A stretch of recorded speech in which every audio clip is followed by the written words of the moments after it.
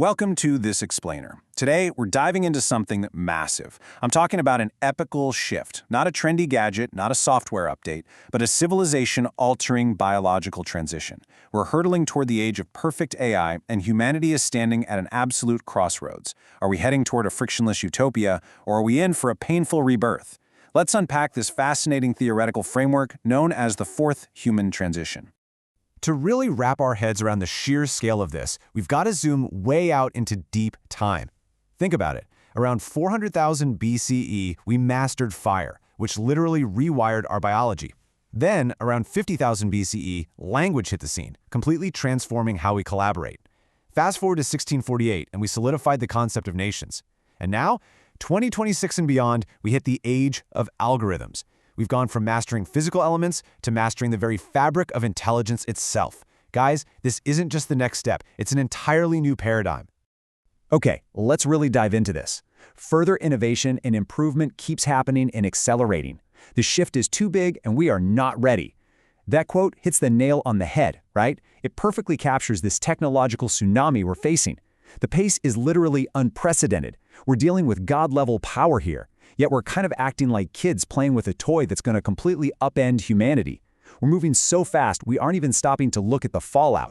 Which brings us to the death of the old world and the erasure of nations and borders. You know, the chaotic state of society right now isn't just some weird glitch. It's actually the definitive end of our old structural norms. And what's wild is how these massive world-altering changes often show up as tiny, invisible conveniences. Take auto-translation. Being able to auto-translate any message instantly isn't just a neat little app feature, it's an epical shift. It's erasing language barriers in real time. Traditional cultural boundaries are dissolving right before our eyes. We're experiencing this forced shift away from a fragmented, multicultural world straight into a single, unified global network. And here's why that matters so much. AI doesn't work in a world full of individuals and individualism. It requires full congruence, like a shared one-minded state. The messy, stubbornly individualistic history of human struggle just doesn't mesh with seamless AI integration. AI doesn't thrive in chaos, it demands congruence. It pushes us toward a shared, one-minded state. And honestly, that's the massive bottleneck right now. We're clinging to our fierce individualism while trying to adopt a technology that basically demands absolute uniformity to work its magic. So let's look at the fourth human transition, forging a digital species. If the old world is dying out, what exactly are we turning into? Well, the theory suggests we're entering an evolutionary stage where the world is literally forced to become one mind. We have to lose that fragmented multiculturalism in order to navigate the stars as one unified species. Just let that sink in for a second. To survive and expand into the universe, humanity might have to shed the exact things that used to define us: our separate nations, our different languages, our isolated cultures, the whole shebang. But man, there is a massive psychological hurdle here. Nobody is ready for a world of abundance. Nobody is ready for a world where nobody tells you what to do. Nobody is ready for unlimited options. AI promises to solve all our problems, right? Infinite abundance. But nobody is actually ready for that. Think about it. What do you do when all your foundational struggles just vanish?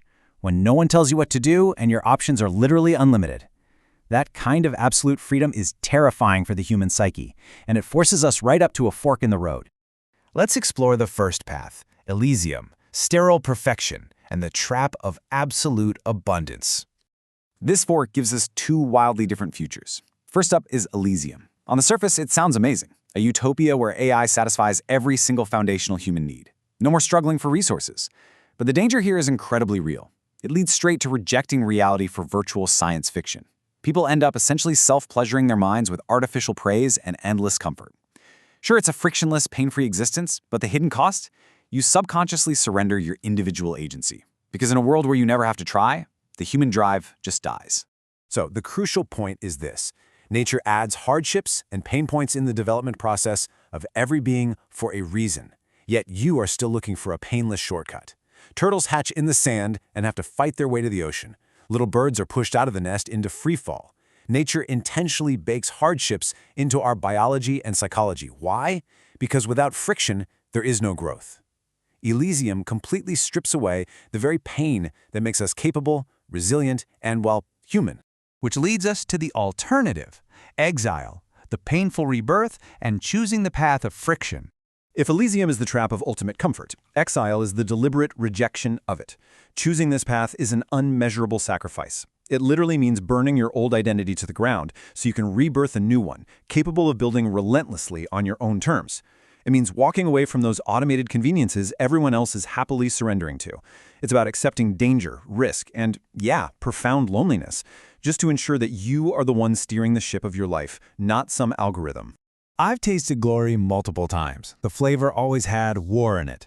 There's such a raw truth in that, and it hits incredibly hard. Genuine individuality and true glory, they are intrinsically tied to struggle. You absolutely cannot have the soaring highs of human achievement without fighting the war of the process. Exile is the deep understanding that facing conflict and fighting for who you are is literally the only way to genuinely live. This brings us to the ultimate choice between two divergent futures.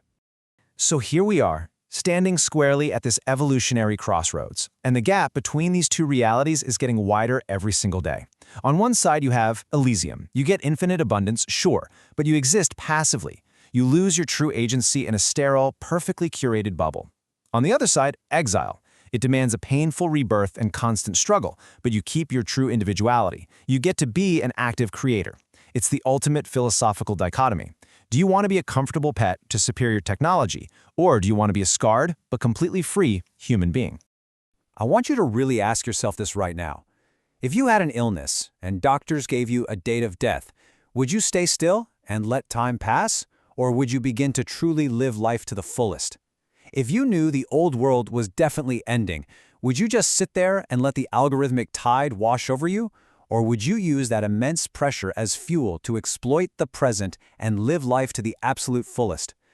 Honestly, passivity is the most dangerous choice you can make right now. Because the reality is, the age of algorithms isn't some distant sci-fi prediction anymore. It's here. The fourth human transition is happening right now, as we speak. Refusing to choose is no longer an option. The lifestyle you commit to today and the specific sacrifices you're willing to make are going to entirely define your survival and your identity in the coming decades. I want to leave you with one final profound question to ponder today. As we merge into this unified, global digital species, and as machines become capable of flawless, frictionless perfection, what does it actually mean to be human? Is it our intelligence, or is it our willingness to endure the fire of the struggle?